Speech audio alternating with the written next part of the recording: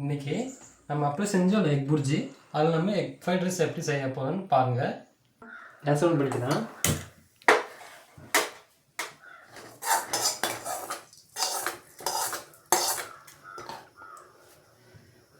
கொஞ்சம் சூடாகட்டும் எண்ணெய்.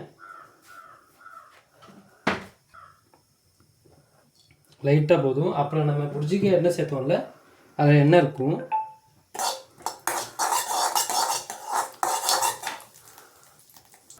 புர்ஜி சேர்த்துக்கலாம்.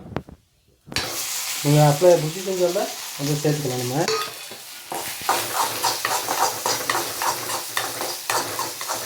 அதை விட நமக்கு காரம் வேணும்னா நமக்கு காரம் சேர்த்துக்கலாம்.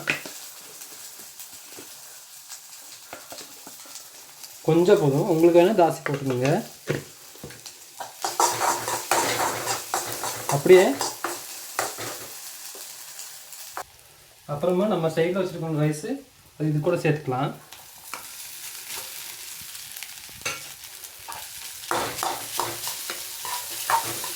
ரைஸ் ரொம்ப குறையக்கூடாது. நார்மலாக ஒரு விஷயம் வச்சா போதும். எக் ஃப்ரைட் ரைஸ்க்கு வச்சுக்கலாம்.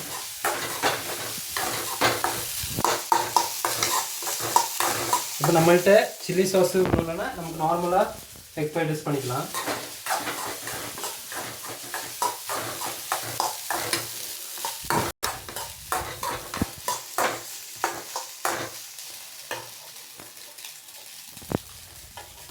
கொஞ்சம் உப்பு தேவை. உங்களுக்கு என்ன உப்பு வேணால் சேர்த்துக்கலாம்.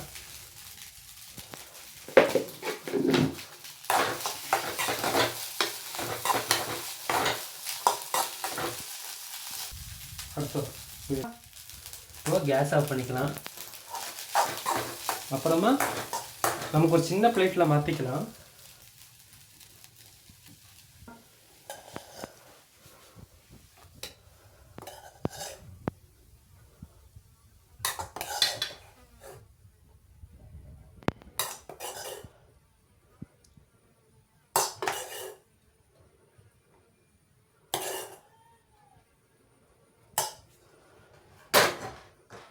இப்போது எக் ஃப்ரைட் ரைஸ் ரெடி ஆச்சு.